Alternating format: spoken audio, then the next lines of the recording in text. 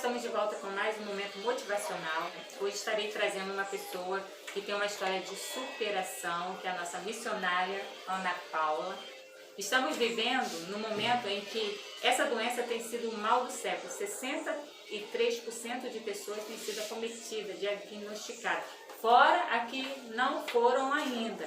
Então a Ana Paula está aqui, a missionária Ana Paula está aqui, vai contar um pouco da sua história, da sua trajetória, da sua superação, e eu espero que você seja motivado através das palavras dela. Ana Paula, como que começou a sua história?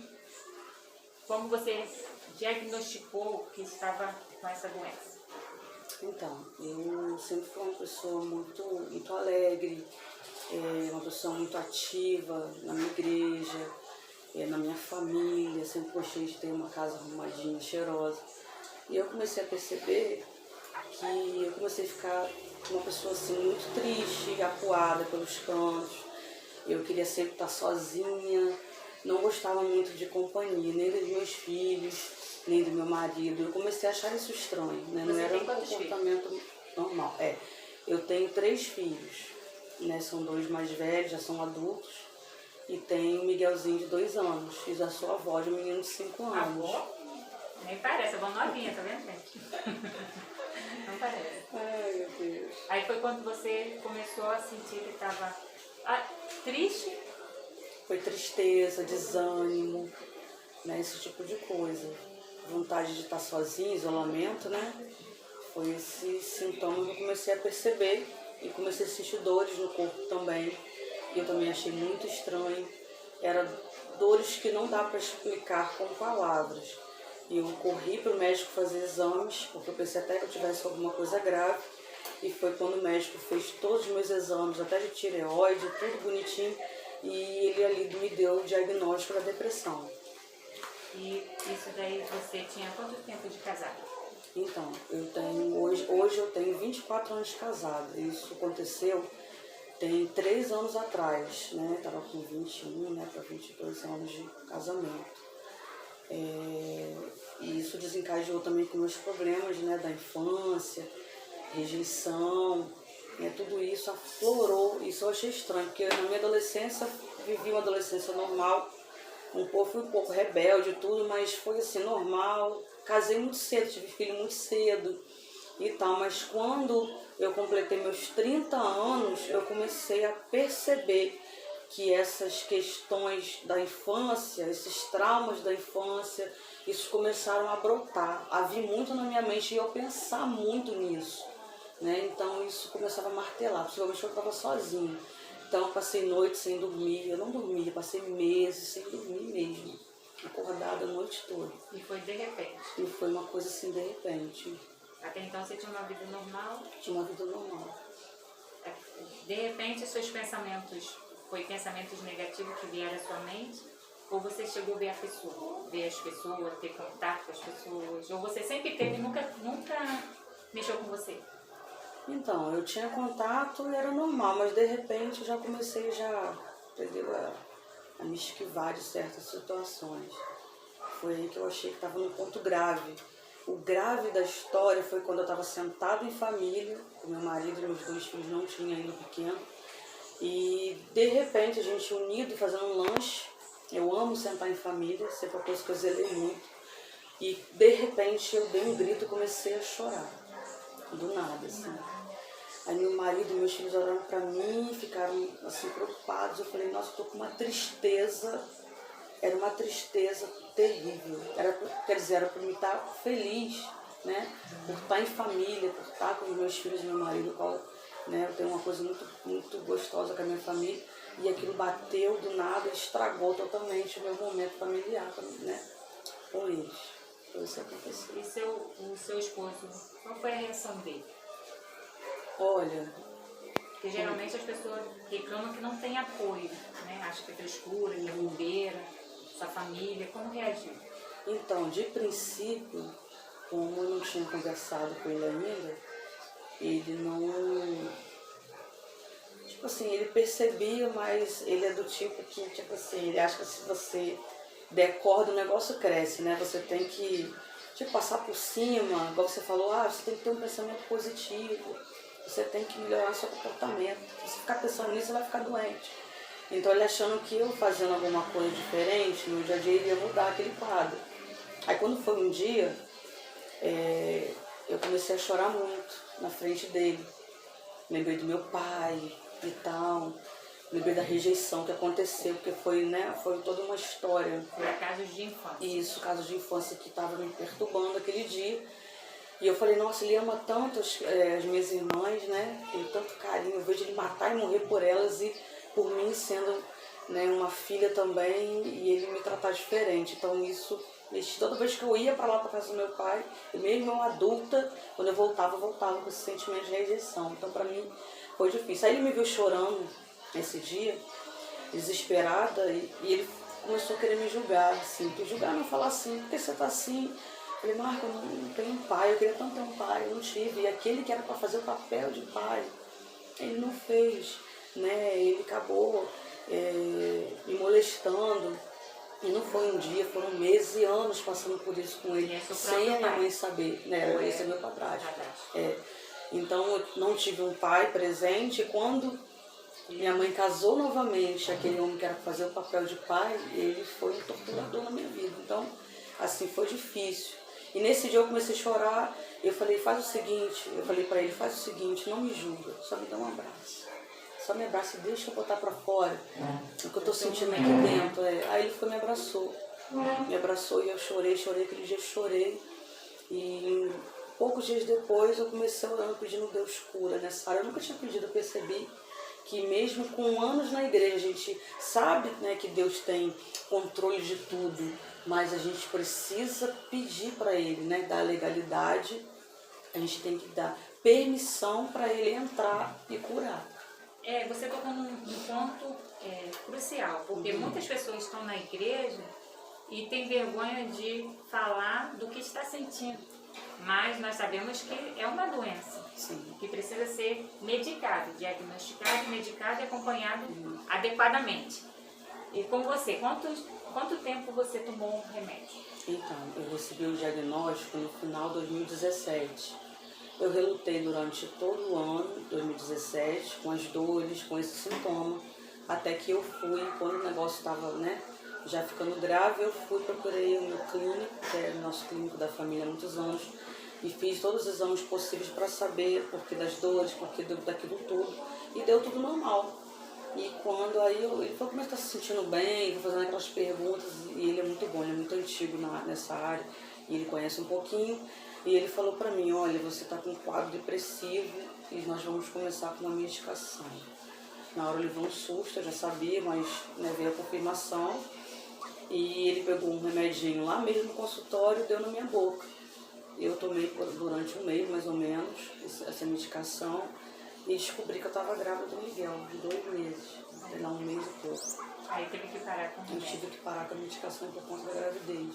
E na gravidez você teve picos de depressão? Muito. Praticamente a gravidez Porque inteira. a gravidez em si já deixa a gente um pouco para baixo. Então eu ficava 2 meses. A mulher se acha feia, acha que tá gordo, ninguém quer, ninguém se preocupa. Mas aí nesse momento foi o que você caminhou, você se firmou mais em Deus, como é que foi? Então, esse momento eu sabia, eu sentia que eu tinha que estar ali, mas a força para mim estar ali era muito difícil, porque ao 3º mês da minha gestação eu descobri que era uma gravidez muito de risco, né? Eu era hipertensa também e eu estava tendo hemorragia, então eu não podia muito sair de casa. De vez em quando aquela falta, aquela sede de estar na casa do Senhor batia, eu dava uma escapulida, descia as minhas escadas, que eu moro no 3º andar, e ia para a casa do Senhor. Mas eu ia, me alegrava aquele momento, mas quando eu chegava em casa, voltava tudo de novo. Aí entra os pensamentos, né, negativos, não sai com os positivos, igual Deus me ensina.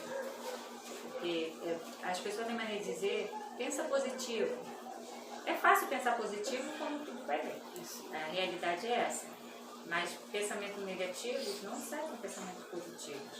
Sai com a palavra, que é o que entra, né? Aí você, ouvindo a palavra, todos daqui que está querendo uma cura, busca do remédio. Isso não é errado, isso é o certo, correto, buscar ajuda médica, porque Deus deu sabedoria para os médicos. E você vê que tem remédios, os médicos são muito sábios, você vê que Deus deu a sabedoria a eles. E também ajuda espiritual. Há momentos que quem está depressivo pensa em morte, em se matar. Algum momento você pensou em tirar a sua vida? Não, eu nunca pensei em tirar minha vida. Mas eu pedi em oração, assim, um momento com Deus, eu pedi a morte, para Deus me levar, porque eu não estava suportando sentir aquela dor na alma. E é engraçado, não te cortando, é uma dor que você não vê, a pessoa não vê, por fora você está, né? A depressão é assim, você por fora está bem, não vê nenhum machucado, não vê nenhum rosto, não vê nenhum ralado, e às vezes está com um sorriso, você vivia rindo? Sim, eu sempre fui muito risonha. Porque a pessoa vê, né, tá rindo, mas não sabe como é que tá por dentro, né? Isso, meu pico pior sempre era em casa, assim, sempre Quando tá sozinha. quando eu tava sozinha. Aí batia aquele desespero de gritar, de chorar, de, sabe, me desesperar mesmo. Mas eu conseguia ir para a igreja, eu conseguia rir, eu conseguia brincar. Mas o interessante é que as pessoas, não sei se elas tinham medo de me perguntar, porque teve alguém que sabia porque eu falei, mas teve um irmão, me chamou a atenção isso, que ele era um irmão novo convertido na igreja, e ele aceitou Jesus no nosso culto de missões na rua que teve. E um dia ele falou pra mim, ele falou assim, você tá bem? E eu sempre com um sorriso no rosto pra ele, falei, eu tô bem. Ele falou assim, sabe por quê? Porque eu tô percebendo de um tempo pra cá que o seu olhar tá diferente. E ele falou que estava muito preocupado comigo. E eu achei que era tão interessante dele perceber, porque se você for olhar mesmo, prestar atenção, porque se eu olhar para você rapidamente aqui e sair, eu não vou conseguir perceber, né?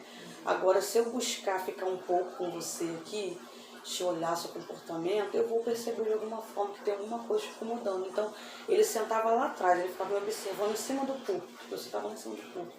E ele percebeu no meu olhar, que ele falou assim, seu olhar não é mais o mesmo, eu não estava bem. Só ele percebeu. É interessante, porque igual você falou, o sorriso não quer dizer que você está alegre. Isso. Porque sorrir é fácil. Sim. Agora, quando você chora, todo mundo nota que você está triste. É mais fácil de diagnosticar, mas também você chorar não quer dizer que você está triste. Porque às vezes está chorando de alegria, com um momento passageiro, né? Só aquele momento. Mas o que você tem a falar para as mulheres que estão passando o mesmo processo do que você? Por quê? Nós estamos falando aqui para vários tipos de mulheres. Mulheres que são de casa, mães, avós, e aquelas que têm ministério. No caso, é pastora, missionária, diaconisa.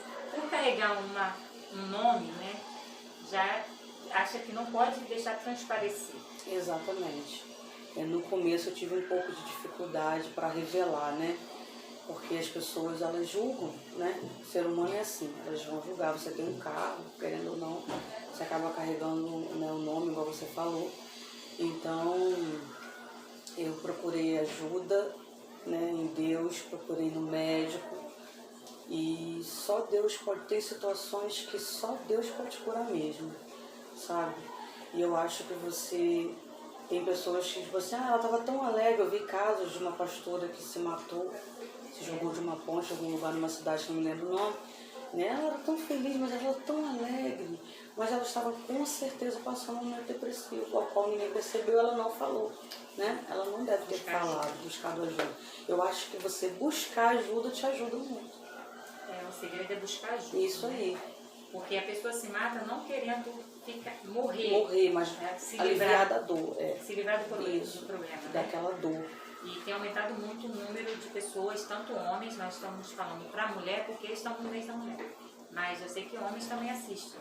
Então, todas as pessoas precisam de ajuda, porque tem aumentado muito o caso de pastores, de pastoras, de filhos de pastores, de criança com depressão, mulheres. Então, Deus tem que trabalhar, né? A gente tem que orar muito para as pessoas. Quando nós conseguimos sair de uma situação como você, aonde você vai, você leva seu testemunho de vida, que é possível sim sair da depressão. E como foi o seu ponto, assim, que você chegou, falou para Deus e foi curada? Então, eu consegui ainda consegui suportar um ano arrastando essa situação, onde eu falei para minha liderança, né, meus líderes, falei para essa situação que eu estava passando, né, e não falei para todo mundo. E uma pessoa chegou na minha casa e estava preocupada comigo e tal, e eu falei com essa pessoa, revelei para ela, porque nem todo mundo precisa saber, tem que saber a pessoa certa, né? A pessoa certa, nem todo mundo tem como te ajudar, vai te ajudar, ela pode te atrapalhar. Então, eu fui falar para ela que eu estava depressiva, ela falou para mim, pelo amor de Deus, não fala isso. Né? Abafa o caso, ninguém precisa saber disso, você não pode, esquece isso. Não fala isso para ninguém, ninguém precisa saber. Porque você é conhecida, então as pessoas vão achar estranho. Tem uma missionária tão doente. Eu falei, mas antes de ser uma missionária, eu sou um ser humano. Então, quando você entende que você é um ser humano, né? Você como mulher, como mãe, como vó, como serva do Senhor, você é um ser humano. Deus conhece as nossas fraquezas, Deus conhece as nossas limitações. Se eu falar para você, eu sou cristã já há um bom tempo, né? Me converti tem uns 12 anos. Se eu falar para você que foi o momento de encontro mais intenso que eu tive com Deus, foi esse momento. Como se eu não quisesse, mas Ele, tipo assim, por mais que eu não procurasse, não é não querer, você não procurar, mas Deus falar com você o tempo todo, Deus tratar, Deus, tipo assim, filho, eu tô aqui. Não saiu do teu lado. Isso aí. Então, isso para mim marcou de alguma forma. Esse período você não entende o processo, né? Mas depois você vai entender e ver que Deus sempre esteve do seu lado. Todo mundo some, mas de Deus Ele é o suficiente. É o Deus que Ele fica, né, do nosso lado, no nosso momento de angústia, de tribulação. Então Deus estava ali comigo, me sustentando para mim poder não cair. O Senhor estava com você. Todas as coisas cooperam para o bem daquele. Eu adoro esse versículo. Eu também adoro esse versículo. Tudo que nós passamos de problemas, tem vários tipos de problemas. É para você lá na frente ajudar outra pessoa. Sim. Deus quer te usar poderosamente para fazer instrumento. Isso. Eu sei que converso com as pessoas, deve ser um momento horrível, né? Só quem sabe é quem passou. Então, quem vai ajudar outras mulheres é quem passou o processo e conseguiu superar. E você é um exemplo de superação, né? Seu filhinho hoje está com quantos anos? Está com 2 anos e 7 meses. 2 anos e 7 meses, né? É uma gracinha. E ele te fortaleceu muito também, então, né? Ele foi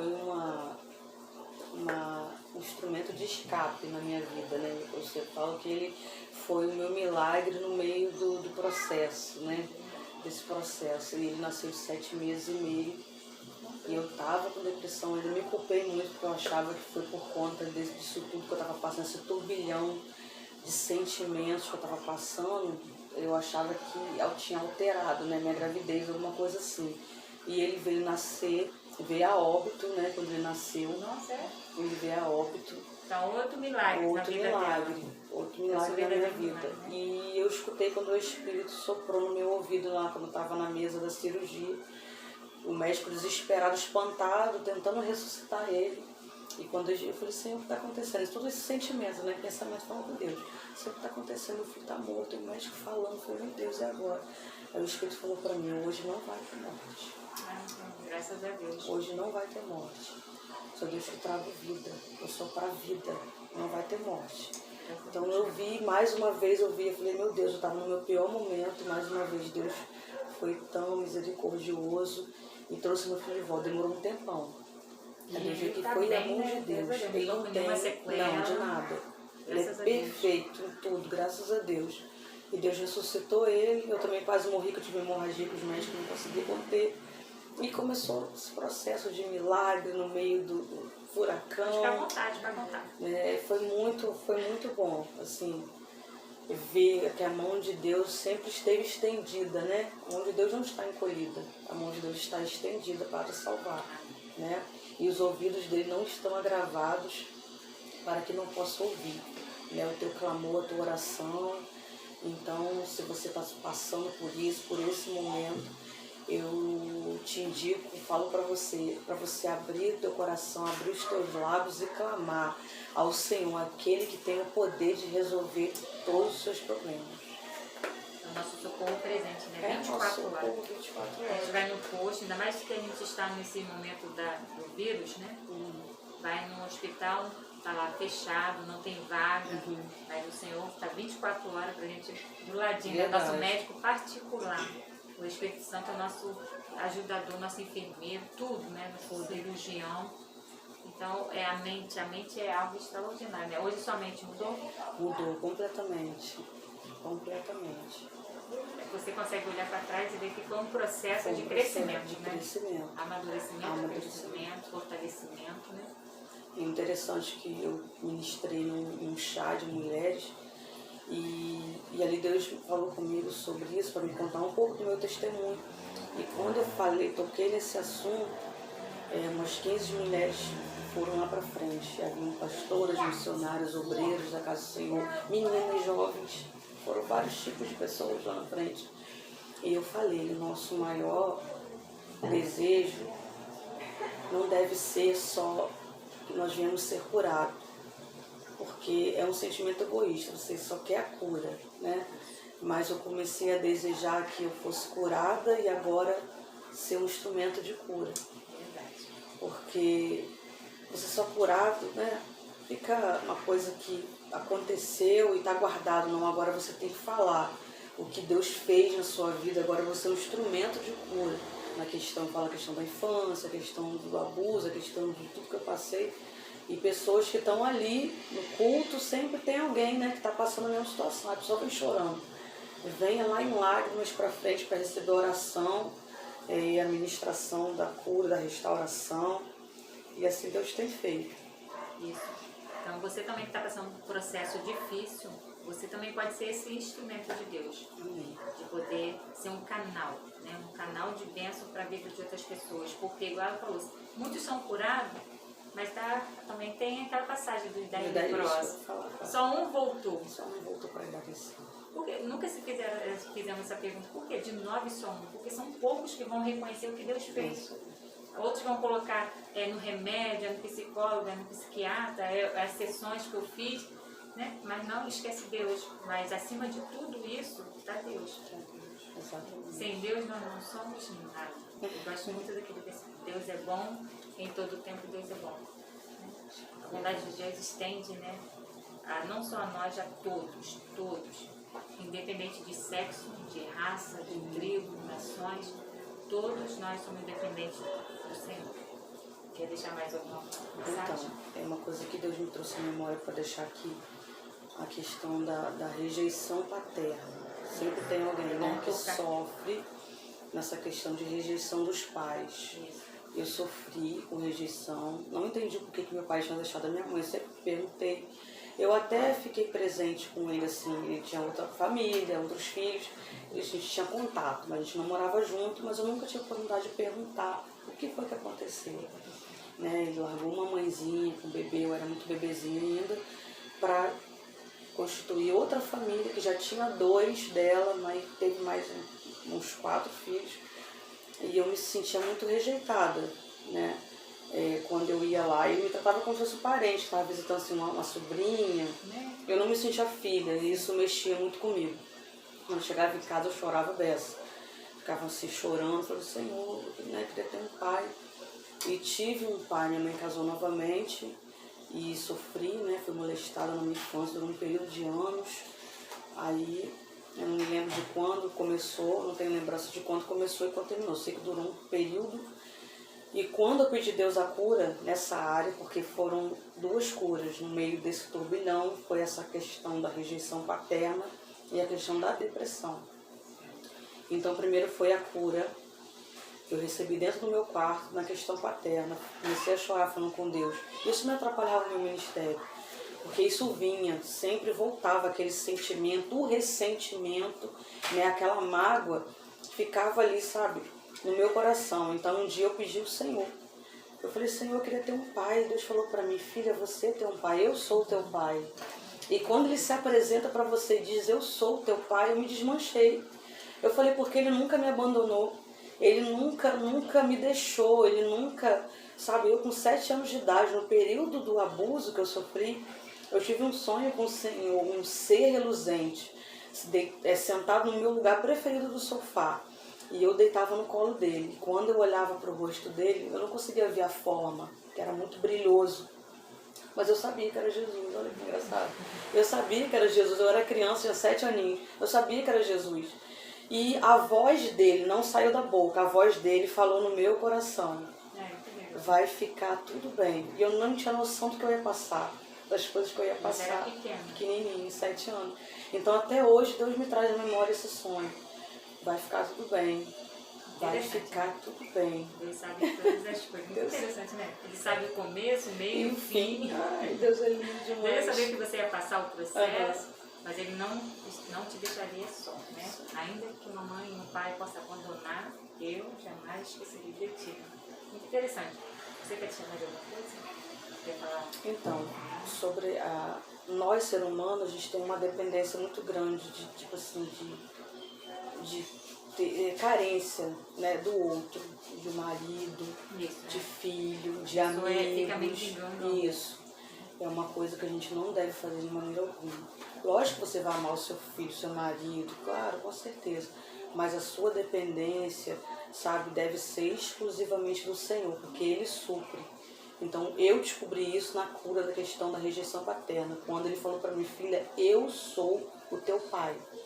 Sempre fui. Aí ele trouxe na minha memória tudo que ele fez, tudo que eu sonhei. Eu falei, realmente, o meu pai paterno não estava presente no meu momento de dor.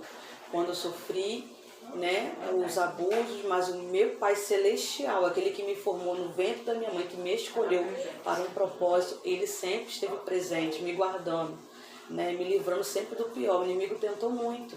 O inimigo tentou de todas as formas, né, bagunçar a minha vida, mas Deus sempre interviu com a mão forte dele, porque eu tinha um chamado de Deus, né? Quando eu nasci, a mãe já ofereceu ali a minha vida ao Senhor, então... Um projeto traçado. Um projeto. O inimigo tentou, né, tentar estragar, tentar frustrar, né, os planos do Senhor. Mas os planos do Senhor não podem ser frustrados de maneira alguma na nossa vida. Os nossos que se frustram, né? Isso aí, de Deus jamais se Senhor frustrarão. não se frustra. Então, mulheres que estão passando, a gente fala depressão, você sofreu abuso, você foi abandonada, mas também tem mulheres que passam, que foram abandonadas, né? Sim. Que não tiveram família nenhuma. Sempre é um pensamento de algo que aconteceu ruim. O nosso cérebro tem várias caixinhas. Quando nós precisamos pensar, ele vai lá naquela caixinha ruim. Não lembra do bom. Isso aí. Mas quando nós temos a mente de Cristo, precisamos passar por esse processo, né, metanoica, a transformação, mudar o jeito, a forma de pensar, ele vai esquecer aquela caixinha, que é no caso da depressão que voltava para você. Aquela caixinha está lacrada, né? Por mais que venha, você não vai sentir a dor que você sentia, porque toda vez que vinha em sua mente, vinha a dor do que você sentiu, né?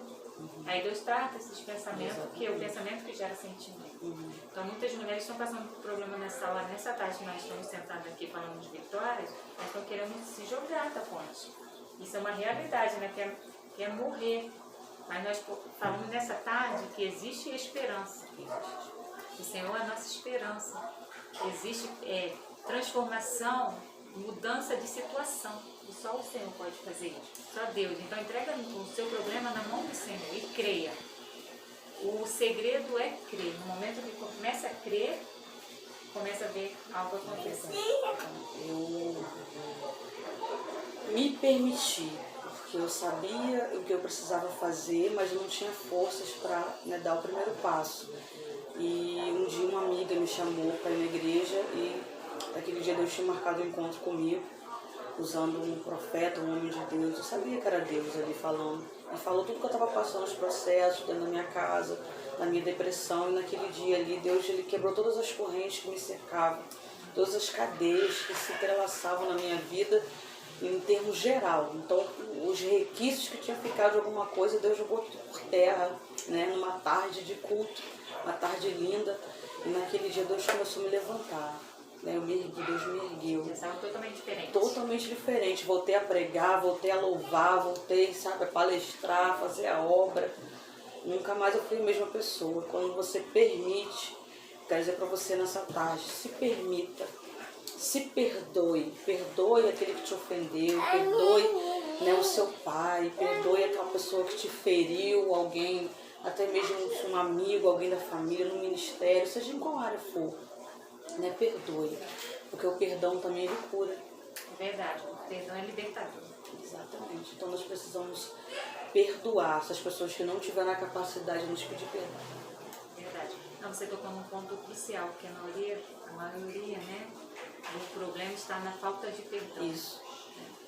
Aí quando entra o perdão, há uma libertação. Aí você vê a cadeia se quebrou, as correntes, porque é libertador aquele que perdoa. Porque às vezes a pessoa faz, não está no mesmo sentimento, esquece, até que já fez, você vai conversar e não aconteceu nada. Tá bem. Enquanto isso, você está sofrendo aquele que não consegue perdoar. Eu queria deixar uma palavra da parte do Senhor para mim, para a tua vida nessa tarde. Deus tocou no meu coração quando eu estava saindo de casa. Essa palavra se encontra lá em Jó, uma palavra muito conhecida. Foi através de um louvor extraído dessa palavra que Deus me visitava todos os dias, né? Que Deus ficou marcado. Ficou marcado. Esse versículo, em Jó 14, no versículo 7. Ah, sim, está marcadinho. Amém. Diz assim, porque há esperança para a árvore que, se for cortada, ainda se renovará e não cessarão os seus renovos. Se envelhecer na terra a sua raiz e morrer o seu tronco no pó, aos cheiros das águas brotará e dará ramos como a planta. Louvado seja Deus. Que o cheiro das águas, que o cheiro do Espírito Santo, ele venha entrar no seu lar agora, venha entrar na sua casa, venha entrar na sua vida, porque há esperança para a tua história, para o teu ministério, para a tua família, para o teu filho que está nas drogas, para a tua filha que está distante. Há esperança, porque você está vivo, está sangrando, está doendo, mas você está vivo, e quando tem vida, tem esperança. Fica com essa palavra para o teu coração.